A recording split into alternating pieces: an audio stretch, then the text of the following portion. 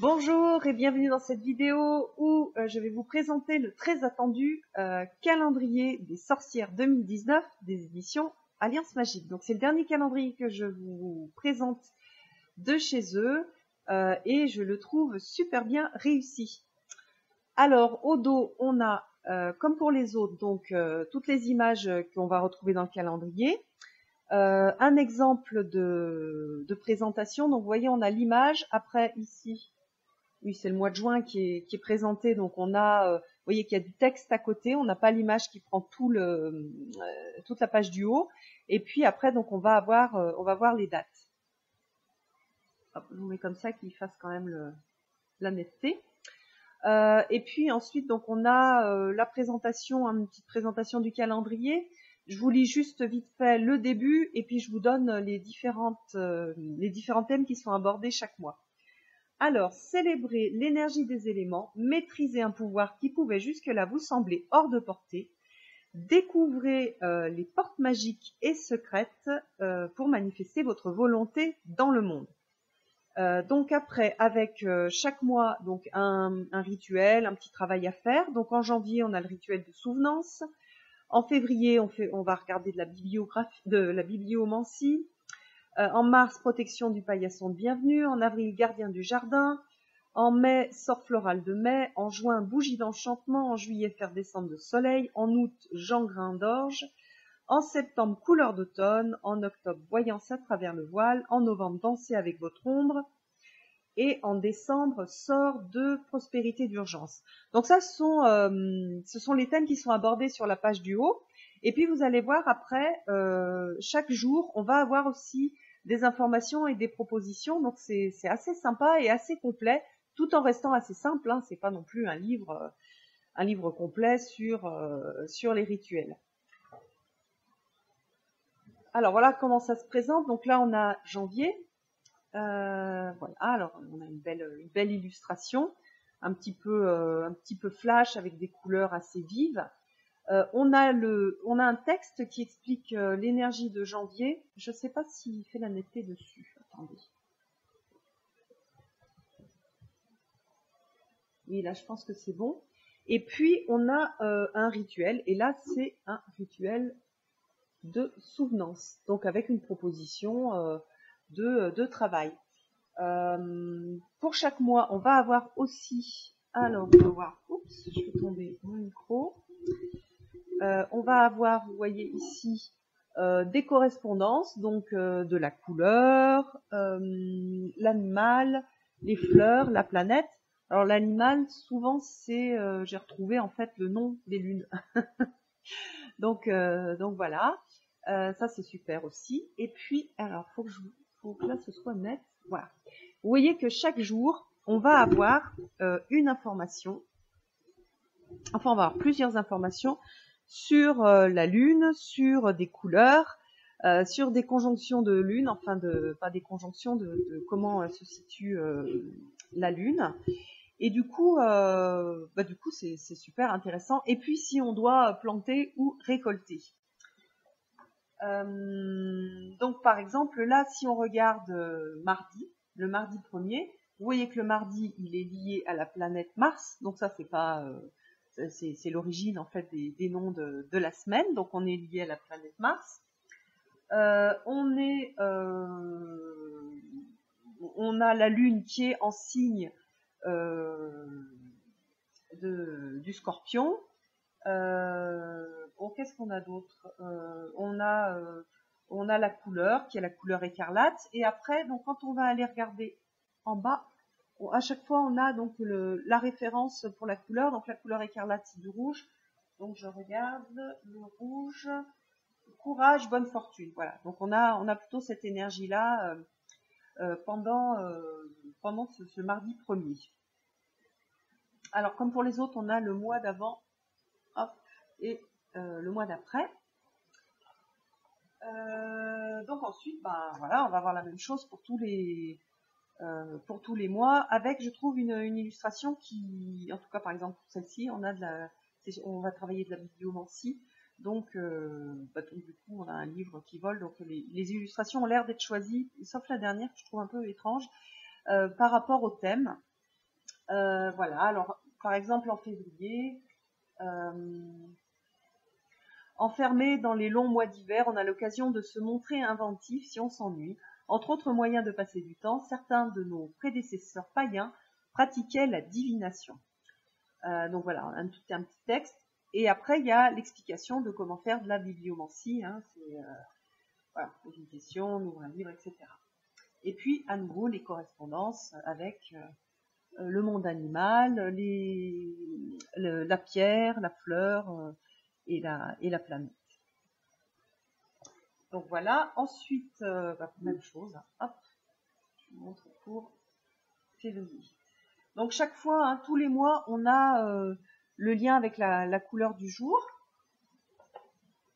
Enfin, pas le lien, on va voir la couleur du jour et on se reporte ici. Il n'y a pas besoin d'aller à la fin. Parce qu'à la fin, ils ont fait des références qui seront intéressantes et qui permettent de mieux comprendre tout ce qui est écrit sur les cases. Je vous montre par exemple, regardez le 11, on est en février, donc regardez le 11 février. Qu'est-ce qu'il y a ? Oui. Donc vous voyez qu'il y a énormément de détails et beaucoup de choses à comprendre. Donc si on ne sait pas les symboles des planètes, si on ne connaît pas les symboles des signes, il faut aller voir à chaque fois. Donc c'est bien de passer un tout petit peu de temps à apprendre ça avant d'utiliser le calendrier, ou alors se le noter à chaque fois. Il y a de la place, hein, en fait, de se renoter. Hein, en plus, ça permet de l'apprendre. Alors, voilà pour mars. Donc, chaque fois, un texte et un petit travail.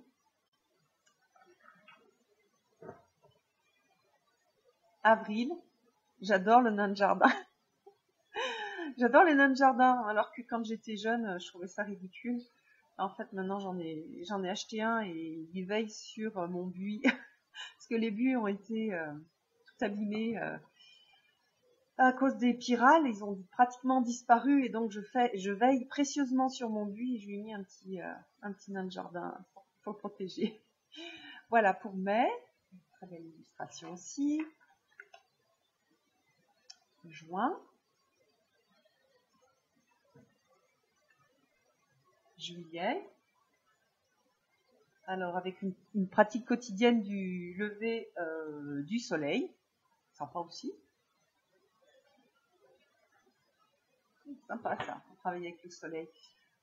Août. Alors, toast et libation pour Jean Grindorge. Ah. Et c'est pour travailler avec la récolte du blé. Voilà, donc ça c'est un rituel.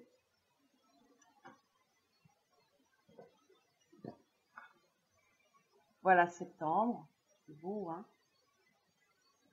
Devenir un arbre. J'aime beaucoup, c'est une des pratiques que je préfère qui sont proposées. Octobre. Là, on est sur voir au-delà du voile. Novembre. Donc là, on travaille l'ombre, en fait, travail de l'ombre. Et voilà, décembre. Moi, j'étais étonnée de voir un éléphant, en fait. Ça fait pas très sorcière, les éléphants. C'est pas vraiment... en tout cas, pas sorcière européenne. Ou occidentale. Ça fait très indien. Mais elle est jolie, elle est sympa. Hein, on dirait Ganesh.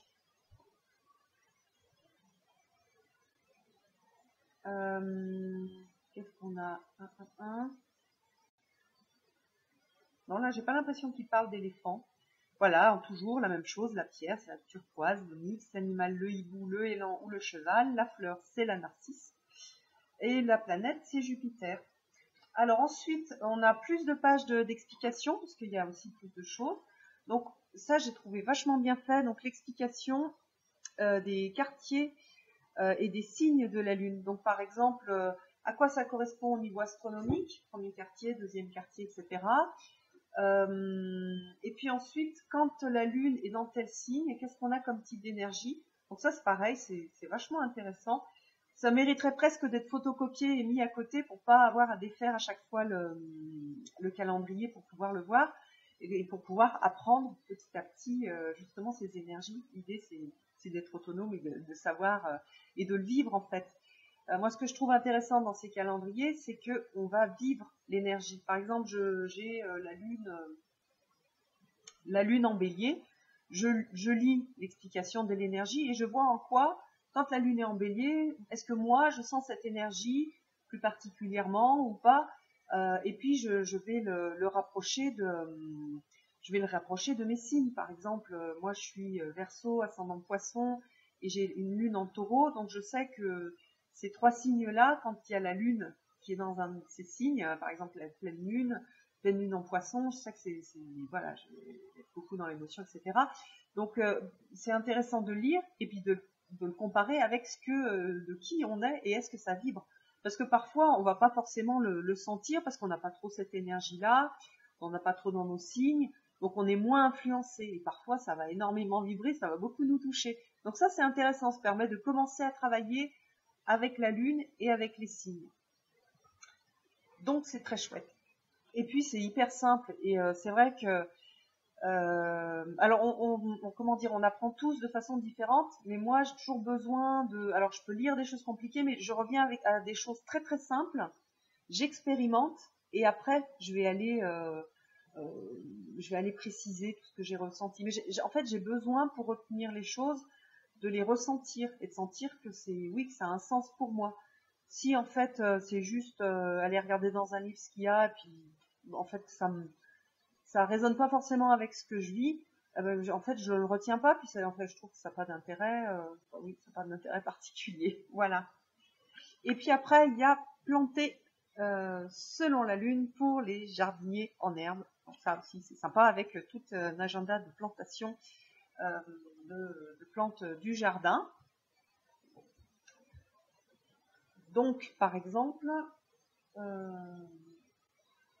alors il y a le tableau, c'est comment combiner les quartiers et les signes de la lune pour choisir le meilleur moment pour les cultures. Donc l'ail, c'est mieux quand on est en 3e quartier de lune, en Balance, Poisson ou Taureau.